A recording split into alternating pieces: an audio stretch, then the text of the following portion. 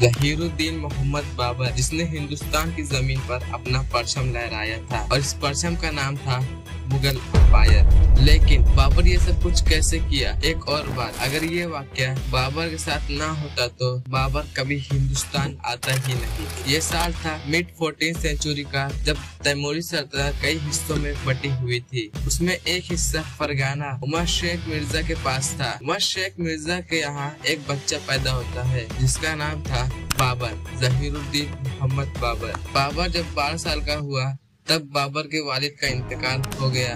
बाबर कम उम्र में ही फरगाना का सुल्तान बन गया, लेकिन अंदरूनी और बहरूनी दोनों तरह खतरा था, क्योंकि अंदरूनी से बाबर की कम उम्र से बगावत हो सकती थी और बैरूनी से अपने चचा और बाकी सल्तनतों से खतरा था। और बाबर समरकंद को भी फतह करना चाहता था, क्योंकि समरकंद को अमीर तैमूर ने इतना सजाया था कि दूसरे सुल्तान भी समरकंद पर अपना कंट्रोल चाहते थे।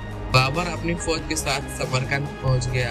बाबर ने समरकंद को मुहासरा किया और समरकंद के लोगों ने हथियार डाल दिए। बाबर ने समरकंद को फतह किया ही था कि उसको एक खबर मिली कि अंदीजान, जो कि फरगाना का कैपिटल था, के हाथ से निकल गया। बाबर ने अंदीजान को लेने के लिए समरकंद से निकल गया, लेकिन बाबर को कहाँ पता जिस समरकंद से वो रवाना हुआ है वो भी इसके हाथ से निकल जाएगा। एकदम ठीक ऐसा ही हुआ। अब बाबर के पास ना ही समरकंद रहा और ना ही अंदीजान रहा, लेकिन बाबर ने हिम्मत नहीं हारी। बाबर ने जैसे तैसे करके अंदीजान और चंद किले को अपने अंडर ले लिया। बाबर ने अंदीजान को तो ले लिया, लेकिन समरकंद अभी बाकी। लेकिन दूसरी तरफ उज़्बेकों का लीडर शहबानी खान तेजी से आगे बढ़ रहा है, तो समरकंद का जो हाकिम, उसने मैदान में शहबानी खान से बात करने के लिए गया, लेकिन शहबानी खान इसे और इसके सिपाहियों के साथ मार दिया। दूसरी तरफ बाबर अपने सिपाहियों के साथ समरकंद को लेने के लिए आ रहा था। तभी इसको पता चला कि समरकंद उज़्बेकों के अंडर आ गया। बाबर जब समरकंद पहुंचा तो शहबानी खान वहां से बाबर जैसे तैसे करके समरकंद के अंदर गया और सारे उज़्बेकों को मार दिया। बाबर ने समरकंद को पता किया ही था कि एक खबर मिली कि शहबानी खान अपने लश्कर के साथ आ रहा है। सो बाबर ने शहबानी खान का मुकाबला बाहर निकलकर करना चाहा। 1501 ईस्वी दोनों फौजें आमने सामने आई। शहबानी खान से आने से पहले ही